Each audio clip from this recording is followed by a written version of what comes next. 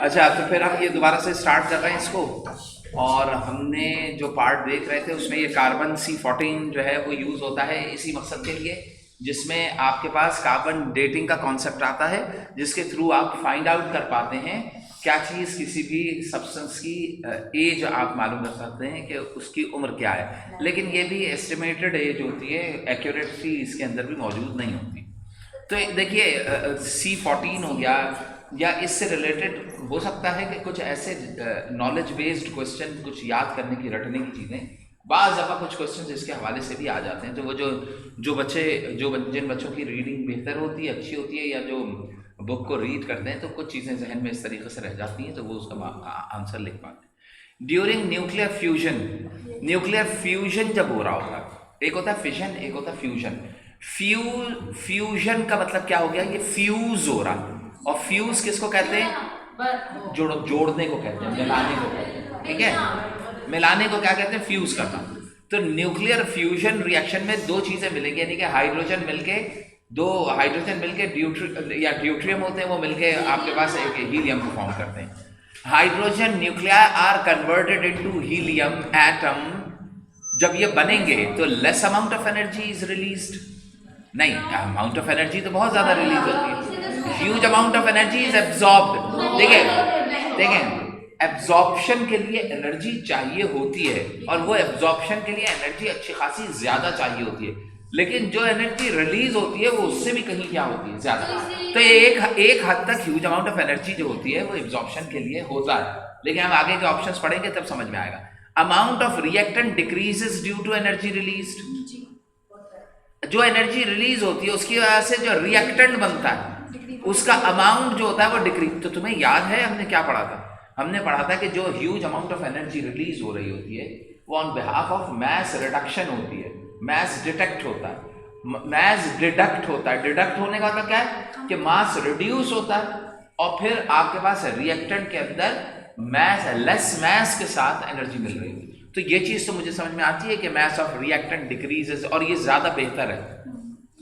इसमें तो एम्बिगियस है ना कि आपके पास और भी आएगा कि आगे एनर्जी ज्यादा। अमाउंट ऑफ रिएक्टेंट इंक्रीजेस, ये तो गलत हो जाएगा। तो अब आंसर जो हमें समझ में आ रहा है, पॉसिबिलिटी वो सी है। उसके बाद अगर मैं नेक्स्ट देखूं तो पॉसिबल बी भी हो सकता है, ए नहीं कहा है।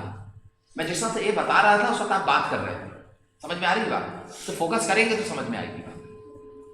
यहां तक बात क्लियर हो गई, सी हो गया इसका आंसर, वरना पॉसिबल बी भी हो सकता है।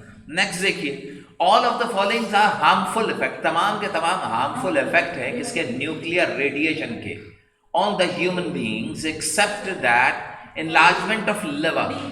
अब यार ये प्योरली मेडिकल से रिलेटेड है, लेकिन हम एक एक करके होंगे। लिवर का एनलार्जमेंट यानी कि जिगर का बढ़ जाना, अब ये मेरे इल्म में तो नहीं है, हमने इसमें पढ़ा तो नहीं है। कैंसर ऑफ ब्लड सेल्स मुमकिन। अच्छा, कैंसर ऑफ ब्लड सेल्स जो होता है वो बेसिकली कैंसर उस वक्त होता है जब कुछ सेल्स डैमेज हो जाए। मुझे बता तो देते हैं, कैंसर का मतलब क्या होता है, कैंसर में बेसिकली आपकी बॉडी के अंदर कुछ सेल्स जो होते हैं वो डैमेज होते हैं, और वो डैमेज होके इर्द गिर्द के सेल्स को गालबन खराब करना शुरू कर देते हैं। अब आप मामला ये होता है, वो खराब करना शुरू करते हैं, वो चीज़ ग्रो होती चली जाती है। अब होता ये कि रेडिएशन इनविजिबल है, आपकी बॉडी से टकरा रही है, जब बॉडी पे टकराएंगी तो वो टकराते हुए बॉडी के अंदर एंटर होंगी, तो बॉडी के अंदर ब्लड मौजूद है ना, हो सकता है ब्लड के अंदर जो सेल्स हो उनको डैमेज कर सकते हैं, मुमकिन है। तो उसकी वजह से ब्लड कैंसर मुमकिन हो सकता है। Redness and shows of skin, ये तो समझ में ही आती है कि आपके जब स्किन पे लगेगी तो स्किन जो है वो रेडिएशन इफेक्ट करेगी। Formation of contract in I, cataract क्या चीज होती है, तुम्हें खुद भी नहीं गालबन कुछ होगा, लेकिन ये है उसी से रिलेटेड, जो कि रेडिएशन आपकी आंख के ऊपर अगर इफेक्ट कर रही है तो वो न्यूक्लियर रेडिएशन का भी ऐसे ही। तो एनलार्जमेंट ऑफ लिवर जो है ये नहीं होगा। और मुझे इसके लिए ये भी समझ में आ रहा है कि हो सकता है कि आप लोगों ने बायो या मेडिकल के अंदर एनलार्जमेंट ऑफ लिवर के जो कॉजेस पढ़े हो सकता है वो इससे रिलेटेड। लेकिन एक दफा इसका मतलब जानना है क्या, इसका मतलब क्या है, जो हार्मफुल इफेक्ट्स होते हैं ह्यूमन बॉडी पर वो आपने बहुत गौर से और डिटेल में पढ़ते हैं थोड़ा, कि उसको जब आप पढ़ लेंगे तो आपको अंदाजा हो जाएगा कि उससे रिलेटेड एमसीक्यू चूंकि आ चुका है, लिहाजा वो रिपीटेड फॉर्म में आपको दे सकते हैं। अगला क्या है भाई, ionisation power of gamma rays is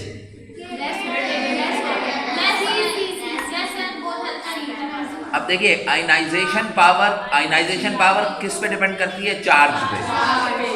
तो बताइए गैमा का चार्ज मिनिमम होता है सबसे कम, तो आयनाइजेशन पावर भी क्या होगी मिनिमम। अब बताइए सबसे ज्यादा अल्फा की होती है, उससे कम बीटा की होती है, और सबसे कम जो होती है वो गैमा की होती है। तो अब आप देखिए ग्रेटर देन जो गैमा की रेडिएशन है वो ग्रेटर तो हो ही नहीं सकती किसी से भी। Less than both alpha and beta, yes less than beta but greater, ये गलत हो जाएगा। तो आपके पास आंसर क्या आ जाएगा? सी। अगला ये है in the given equation shows that this integration टूट जाने को कहते हैं, ब्रेक हो जाना। डिसइंटीग्रेट हो रहा है, टूट रहा है, ये क्या है? रेडियम या रेडॉन जो भी है, मेरे ख्याल में रेडियम है ये, और ये भी कुछ है, खुदा जाने क्या नाम है, अभी अब नाम की तरफ नहीं जा रहे। लेकिन 226 से ये 222 में ट्रांसफॉर्म हो रहा है, डिसइंटीग्रेट हो रहा है, ब्रेक हो रहा है। When the radioactive emission occurs, जब इमिशन अकर करती है तो ये होता है the radioactive emission represented by, जो रेडिएशंस निकली हुई है, यानी कि पहले आर था, टूट के ये क्या बन गया? आर एन बन गया। अब बताओ ये एलिमेंट कौन सा है? ये भी अल्फा है। अब एक चीज समझो कि इससे पहले क्या था, तुमको बताते थे कि भाई एक एटम है, उसका उसमें प्रोटॉन इतने, न्यूट्रॉन इतने, अगर एक अल्फा दो बीटा गुजरे तो क्या होगा? या दो अल्फा निकल गया और एक बीटा निकला, बताओ कौन सा एलिमेंट बना? ऐसे ही था ना इससे पहले वाले केस में, कि उसमें कितने प्रोटॉन कितने न्यूट्रॉन बचे, या वो एलिमेंट कौन सा बचा। इसके अंदर सेम केस है लेकिन रिवर्स में। इसमें क्या कह रहे हैं कि एक न्यूक्लियस था, जो आपसे पहले पूछा गया था वही आपको बताया जा रहा है कि वो ऐसा था, यानी कि 226 पार्टिकल्स थे, अब कितने रह गए? तो 4 पार्टिकल बाहर निकल गए। तुम्हें यही से ही अंदाजा होगा 4 पार्टिकल बाहर निकल जाने का मतलब क्या है कि वो अल्फा होता है। अल्फा में कितने पार्टिकल होते? 4। तो अब ये मुझे समझ में, अच्छा ये 88 था, 86 हो गया, तो इसका मतलब क्या है? 2 प्रोटॉन और 2 न्यूट्रॉन, तो इसका मतलब क्या है? ये क्या चीज होनी चाहिए? अल्फा। और ए और जेड के अंदर ए में एटॉमिक मास 4 होना चाहिए और जेड एटॉमिक नंबर 2, यानी कि ऐसे। सही? चाहे आप हीलियम लिख दें, चाहे आप ये लिख दें, दोनों सही है, क्योंकि सेम एज दैट कहा जाता है। मैंने बताया था वो हीलियम असली हीलियम नहीं होता, उस जैसा होता है। सही? अगला, if the nucleus of an element has atomic mass 24, एक एटम का न्यूक्लियस है जिसका एटॉमिक मास जो है ये पूरा मिला के प्रोटॉन और न्यूट्रॉन का, वो दोनों सम अप करके कितना आ रहा है? 24। देन इट विल हैव, अब बताइए अगर 24 आ गया तो कौन सी पॉसिबिलिटी सही होगी? अरे बताइए इसको और इसको ऐड करो तो 24 आ जाता है। प्रोटॉन एंड इलेक्ट्रॉन नहीं ऐड होता, इलेक्ट्रॉन नहीं, तो ये प्रोटॉन और न्यूट्रॉन ही होते हैं ना। तो इसका मतलब क्या? क्योंकि इलेक्ट्रॉन क्यों नहीं इसमें इंक्लूड होता? बताओ।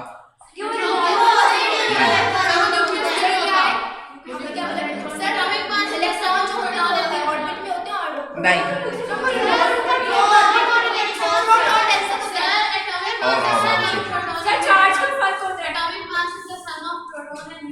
नहीं ये तो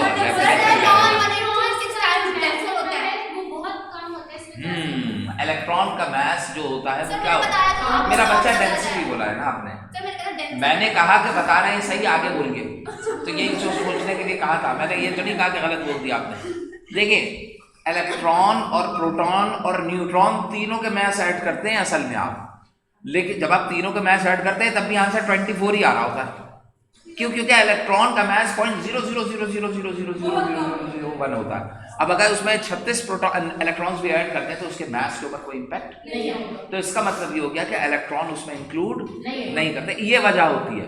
वरना असल में अगर होता तो कर लेते हैं हम, लेकिन वजह क्या होती है कि उसका मास का होता बहुत। इस वजह से हम क्या कहते हैं, बाय डेफिनेशन कहते हैं कि प्रोटॉन और न्यूट्रॉन का समअप जो होता है वो एटॉमिक मास के इक्वल होता है। अब क्या कह रहा है? अ रिएक्शन विच अकर्स, एक ऐसा रिएक्शन जो कि होता है ऑन द सरफेस ऑफ सन। अब आप जानते हैं जितने सेटलर्स एनर्जी जो होती है, जो स्टार्स वगैरह में मौजूद होती है, वो सिर्फ और सिर्फ किसकी वजह से होती है? Fusion reaction. यानी कि वहां पे हीलियम जो होता है वो ड्यूट्रियम मिलते हैं, हीलियम बनाते हैं, थोड़ी देर में एनर्जी मिलती है, उसके स्प्लिट हो जाते हैं, फिर मिलके फिर बनाते हैं, फिर स्प्लिट, फिर मिलके फिर बनाते हैं, फिर स्प्लिट। नहीं, स्टार टूटता बनता नहीं है, ये स्टार बहुत बड़ा स्टार है जिसके एक कोने में ये काम हो रहा है। स्टार टूटने का मतलब है पूरे स्टार को ब्रेक कर दिया जाए। मसलन मैं आपसे ये कहूँ कि ये बिल्डिंग गिरा दें तो गिरा देंगे आप, भाई बिल्डोजर ले गए आपने गिरा दिया, क्या अर्थ टूट गई इससे? नहीं ना। अर्थ का ब्रेक होने का मतलब क्या है? अर्थ पूरी की पूरी दुनिया दो हिस्सों में स्प्लिट हो जाए, जो कि बहुत बड़ा काम। जो आप कहते हैं ना सितारे टूटते हैं, तो टूटने का कॉन्सेप्ट अल्लाह ताला ने कुरान में कसम खाई है सितारों के उन मुकामात की कसम खाई है जहाँ पे सितारे डूब कर गायब हो जाती हैं। अल्फाज है अल्लाह के, सितारा गायब कभी भी नहीं होता। कुरान में ये भी मेंशन है कि सितारा कभी गायब नहीं होता अपनी जगहों पे। हमने सितारों को बनाया ताकि उनको देख के तुम अपने सिमतों का तयन करो। क्या मतलब है कि कभी कभी गायब नहीं होगा सितारा। फिर सितारे की कसम खा के अल्लाह कह रहे हैं और समझो तो ये बहुत बड़ी कसम है कि जहाँ पे सितारे उस मुकाम की कसम जहाँ जाके डूब जाते हैं। आपको पता है ब्लैक होल्स जो होते हैं वो उनकी फॉर्मेशन जो होती है, ब्लैक होल्स जो एंड के ऊपर जाते हैं वो सितारे का इख्तिताम होता है, समझ रहे हैं? तो वो कसम जो वहां पे खाई गई है और अल्लाह ये कहता है कि ये अगर आप समझें तो ये एक बहुत बड़ी कसम है। तो ये चीज तो आपके समझ में आई होगी, ठीक है ना?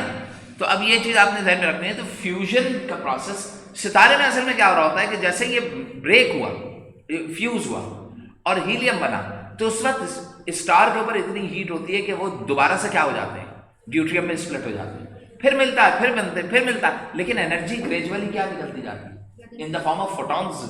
जो इनका रिएक्टेंट मास होता है वो ग्रेजुअली क्या होता जाता है, रिड्यूस होता है। और एक टाइम ऐसा आता है कि वो इतना रिड्यूस हो जाता है कि फिर वो सितारा जो है वो ठंडा होना शुरू हो जाता है, यानी कि उसकी हीट हो, उसमें एक्सपेंशन होती है क्योंकि एनर्जी बाकी नहीं रहती, तो वो एक अलग कहानी है। यहाँ तक एनहिलेशन, एनहिलेशन ये एक मूवी भी है, अगर आप लोग देखना चाहें तो देखिएगा। इसमें दो एनर्जी पार्टिकल्स को मर्जअप करके मैस की क्रिएशन की जाती है। एक बहुत बड़ा ये प्रोसेस वो है जो सेकेंड ईयर में आप लोग पढ़ेंगे, जबरदस्त है ये। पेयर देखिए, ये दोनों एक दूसरे के उल्टे हैं। एक कहलाता है पेयर प्रोडक्शन। पेयर प्रोडक्शन के अंदर दो चीजों की production in the form of pair आपके पास। और एनर्जी इनहेलेशन का तो क्या है, यानी कि आपने मैस जो आपको दिया गया था उसको एलिमिनेट कर दिया और उसकी जगह क्या चीज अवेल कर दी, एनर्जी। खैर ये दो मुख्तलिफ चीजें, आंसर इसका ए है। 25 पे आइए, large amount of energy in controlled form. अगर मेरे पास ह्यूज अमाउंट ऑफ एनर्जी निकल रही है लेकिन उसके लिए क्या चीज जरूरी है कि वो किस फॉर्म में हो, कंट्रोल। अभी बताइए, अगर एनर्जी मेरे पास किसी न्यूक्लियर रिएक्शन से आ रही है और अनकंट्रोल्ड हो गई तो मैं समझ जाऊंगा कि वो कौन सा रिएक्शन हो रहा है, चेन। ये मैंने बताया था, दिमाग को फिर से ले आइए। जब न्यूक्लियर रिएक्शन होता है ह्यूज अमाउंट ऑफ एनर्जी जो होती है, न्यूक्लियर कह रहा हूं, फिजन फ्यूजन की बात नहीं कर रहा हूं। अब यहां पे बात होगी फिजन की। जब न्यूक्लियर रिएक्शन होता है तो ह्यूज अमाउंट ऑफ एनर्जी निकलती है, जिसमें एक न्यूट्रॉन 3 न्यूक्लियस को तोड़ता है, 3 में से 3 न्यूट्रॉन निकलते हैं, वो एक न्यूट्रॉन वो 9 न्यूक्लियस को ब्रेक करते करते करते करते आगे चलते चले जाते हैं। इसके बाद क्लास है यार, आपने नहीं बताई। ब्रेक करेगा आखिर में, या उस्मान को फोन करके तुम्हारे पास तो आ जाएंगे ना, आप बुला देंगे उसको। मैं पैदल कैसे जा सकती? आप घर चलिए और वहाँ जाके करिएगा। ये बाइक लेना है, मान ये कर दो कि दोनों पीरियड के बीच में 2-4 मिनट तो छोड़ दो। हाँ, अच्छा तुम ये जल्दी। अच्छा बेटे, तो यहाँ पे कंट्रोल्ड होने का मतलब क्या है? 2 चीजें होती हैं, एक कंट्रोल्ड होती है और एक अनकंट्रोल्ड। देखो, जब भी न्यूक्लियर फिशन का रिएक्शन परफॉर्म किया जाता है तो वो जंप कर जाता है चेन में। चेन समझ में आई? एक न्यूक्लियस स्प्लिट हुआ, 3 न्यूट्रॉन निकले, उन्होंने 3 को स्प्लिट किया, उसमें से 3 निकले तो 9 को स्प्लिट किया तो 27 को किया तो क्या, ये चीज क्या होती जाएगी, एक्सपेंड होती जाएगी ना। लेकिन एक सेकंड, लेकिन ये चीज जब एक्सपेंड होती चली जा रही है तो इसका मतलब क्या, मेरे हाथ में कंट्रोल तो नहीं रहेगी। एक न्यूक्लियस से इतनी ह्यूज अमाउंट ऑफ एनर्जी, तो वो तो जहां पे मैंने रिएक्शन स्टार्ट किया है वो एनर्जी मेरे लिए खुद ही खतरनाक हो जाएगी। लिहाजा ये जो एटॉमिक रिएक्टर्स बनाए जाते हैं ये कंट्रोल्ड फॉर्म में इसको प्रोसीड करने के लिए बनाए जाते हैं, जितने न्यूक्लियस ब्रेक करने सिर्फ उतना ही ब्रेक हो। तो इसमें क्या किया जाता है, amount of energy controlled form is released in fusion reaction, fission, physical. अब यहाँ पर फिजिकल रिएक्शन देखें, फ्यूजन रिएक्शन से जो एनर्जी निकलेगी कंट्रोल्ड नहीं होगी मेरे पास, क्योंकि वो स्प्लिट होने के बाद कंबाइन होंगे फिर स्प्लिट हो जाएंगे। अच्छा, लेकिन ये कौन सी अमाउंट ऑफ एनर्जी कह रहा है, लार्ज। फिजन से तो मेरे पास कंट्रोल्ड होती नहीं, अनकंट्रोल्ड होती है, लेकिन उसको कंट्रोल करने के लिए आप एटॉमिक रिएक्टर्स को यूज करते हैं। अच्छा, फिजिकल रिएक्शंस और एंडोथर्मिक रिएक्शंस, अब इन्होंने इनमें से ना कोई भी चीज हो चीज, अब मामला ये एंडोथर्मिक में क्या होती है, हीट एब्जॉर्ब होती है, रिलीज ही नहीं होती, तो एंडोथर्मिक तो नहीं हो सकता। अच्छा, फिजन फ्यूज में large amount of energy control and मुमकिन है, चांसेस हो सकते हैं कि फ्यूजन हो, सही, चांसेस हो सकते हैं कि क्या हो, फ्यूजन हो। मैं इसकी स्नैप ले लेता हूं और इसको ना देखेंगे, एक मिनट बेटा।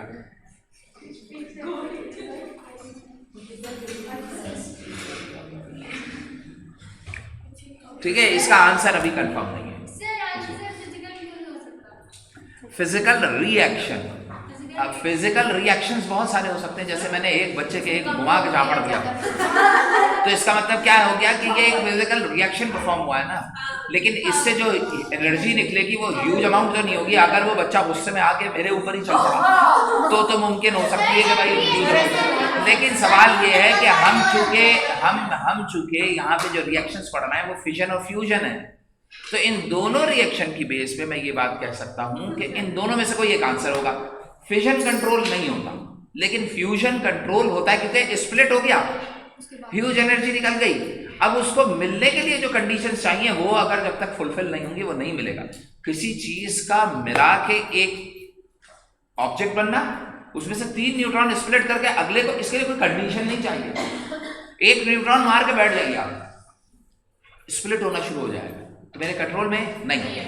फ्यूजन में क्या हुआ, 2 ड्यूट्रियम को मिलाइए, ह्यूज अमाउंट ऑफ खत्म, क्योंकि उसको स्प्लिट करने के लिए जो एनर्जी चाहिए वो एनर्जी उसको अवेलेबल नहीं है। मेरे ख्याल में ये क्या होना चाहिए, फ्यूजन, लेकिन इसको थोड़ा सा हम देखेंगे। कहिए क्या कह रहे हैं। अच्छा बेटा, द प्रोसेस ऑफ स्प्लिटिंग, वो प्रोसेस जिसमें यूरेनियम को स्प्लिट किया जाए, सुन रहे हैं बेटा, स्प्लिटिंग का मतलब क्या हो गया, fission. U-235 by bombardment of neutron barium, और ये नोन है, तो बेरियम, उस प्रोसेस को क्या कहते हैं, that is called fission. If half life, अब ये देखो, ये एक अच्छा सवाल है कि अगर half life of N isotope is 1 day, यानी कि मेरे पास अगर 4 पार्टिकल हैं, एक दिन गुजरने के बाद, नहीं, मेरे पास 16 पार्टिकल्स थे, एक दिन गुजरने के बाद कितने बचे, 8, आधे का मतलब 8, तो इसका मतलब पहले दिन कितने डिके हुए, 16 में से कितने डिके हुए, 8, रिमेनिंग कितने बचे, 8, अगले पूरा दिन गुजरने पे कितने डिके हुए, 4। इसका मतलब क्या, पहले दिन 8 हुए थे, दूसरे दिन 4, उसके अगले दिन 2 होंगे सिर्फ। तो इसका मतलब क्या है, जैसे जैसे आप हाफ लाइफ में आगे बढ़ते जाएंगे, रेट ऑफ डिके क्या होता जाएगा, रिड्यूस होता चला। अच्छा, एक दिन है, then the quantity of isotopes in proportion to its initial quantity after 2 days. भाई तो क्या, भाई पहला दिन गुजर गया तो आधे रह गए, दूसरा दिन गुजरा तो आधे के आधे, तो देखिए आधे का आधा मतलब क्या हो गया, 1/2 का भी 2, तो जब आप इसको पलटेंगे 2/1 तो ये हो जाएगा 1/4, तो आपके पास कितना बचेगा, 1/4 बचेगा, proportion. Ionisation power of gamma rays is greater less, तो आयनाइजेशन पावर दोनों लेस, तो ये देखो सेम आ गया ये क्वेश्चन, ठीक है। अगला क्या है, विच of the following reaction is shown in it, देखो न्यूट्रॉन टकरा रहा है, 3 न्यूट्रॉन्स रिलीज हो रहे हैं, बेरियम क्रिप्टॉन बन रहा है, यूरेनियम है, तो nuclear fission reaction. Which of the following present in harmful effect of human being during the prolonged exposure of nuclear, समझ गए, एक मेडिकल से रिलेटेड क्वेश्चन जरूर डालते हैं। अभी ये दूसरा सवाल हमने देखा, अब बताइए हार्ट अटैक हो सकता है क्या, ब्रेन, अच्छा ये थ्रोट इन्फेक्शन, थ्रोट में गला खराब हो सकता है, जेनेटिक म्यूटेशन जो है ना, ये ज्यादा effect on due to the prolong. देखिए अगर एक्सपोजर, देखें अगर मेरे पास एक्सपोजर उनका प्रोलॉन्ग हो जाए, बहुत देर तक अगर मैं उसमें काम करके हटता हूँ, तो इसका मतलब क्या है कि ब्रेन हैमरेज भी हो सकता है। जो असल में इम्पैक्ट आया था वो जेनेटिक, तो मेरा ख्याल में जेनेटिक ही मुमकिन हो सकता है, लेकिन ये अब आप मेडिकल वाला जो पार्ट दिया होता है, ये मेरे खुद भी कभी भी नहीं समझ में आया ये, तो आप लोग इसको पढ़िएगा तो फिर अंदाजा होगा। ठीक है, तो ये सी हो गया। आगे चलें, सुने भाई, which of the following is true by for the ionise. अब देखो ये आयनाइजेशन के अलावा पेनिट्रेटिंग भी लिख सकता है, और आयनाइजेशन पावर सबसे ज्यादा किसकी होती है? अल्फा की। तो इसका क्या होगा? ए।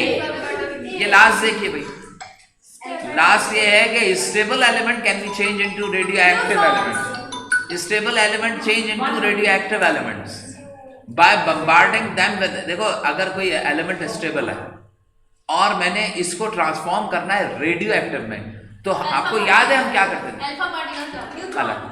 न्यूट्रॉन। क्यों डालते थे? मैंने बताया था ये नॉन रेडियो एक्टिव है पहले, तो हम क्या करते थे? एक न्यूट्रॉन डालते थे इसमें, तो न्यूट्रॉन इससे क्या हो जाता था? चिपक जाता था। जब इसके साथ मिलेगा तो इसका क्या, इसका मास इंक्रीज हो जाएगा। तो आप याद करें, मैंने दो एनर्जीज बताई थी, एक होती है बाइंडिंग एनर्जी और एक होती है रिक्वायर्ड बाइंडिंग एनर्जी। तो हर पार्टिकल की एक सर्टेन रिक्वायर्ड बाइंडिंग एनर्जी होती है, लेकिन जब मैं उसके अंदर न्यूट्रॉन डाल के उसको बड़ा करता जाऊंगा तो जो इसकी बाइंडिंग रिक्वायर्ड होगी वो बढ़ती जाएगी और जो प्रोवाइड हो रही होगी बाइंडिंग एनर्जी वो कम रहेगी, तो इसमें अनस्टेबिलिटी आती जाएगी और वाइब्रेशन स्टार्ट हो जाएगी। तो इसका आंसर क्या होगा? और आखिरी चीज, जो एक न्यूक्लियस होता है उसमें मैं कभी भी नेगेटिव चार्ज पार्टिकल को इंक्लूड और इलेक्ट्रॉन अगर इंक्लूड होगा भी तो इसके मास का कोई इम्पैक्ट ही नहीं आएगा। और अल्फा पार्टिकल तो मुमकिन ही नहीं है क्योंकि दोनों पॉजिटिवली। ये याद रखें कि फ्यूजन रिएक्शन जो कि नहीं, कहां पर? फ्यूजन रिएक्शन जो कि सूरज पे होता है, ठीक है ना, उस रिएक्शन के अंदर ज्यादा huge amount of energy required होती है। तो मैंने बताया था ये क्यों रिक्वायर्ड होती है, क्योंकि ड्यूट्रियम का न्यूक्लियस और दूसरे ड्यूट्रियम का न्यूक्लियस दोनों क्या है? पॉजिटिवली चार्ज हैं। ये एक दूसरे को क्या कर रहे होंगे? रिपेल। तो जब आप इनको करीब लाएंगे तो यार आसानी से करीब नहीं, तो तुम्हें एनर्जी चाहिए होगी, वो एनर्जी आपको बहुत ह्यूज अमाउंट ऑफ चाहिए होती है इस रिएक्शन को प्रोसीड करने के लिए। जब आप अप्लाई करते हैं तो ये हो पाता है। आमतौर पे अल्फा पार्टिकल कभी भी न्यूक्लियस से स्ट्राइक कराना मेरे लिए मुमकिन नहीं। बस यही लग रखिएगा।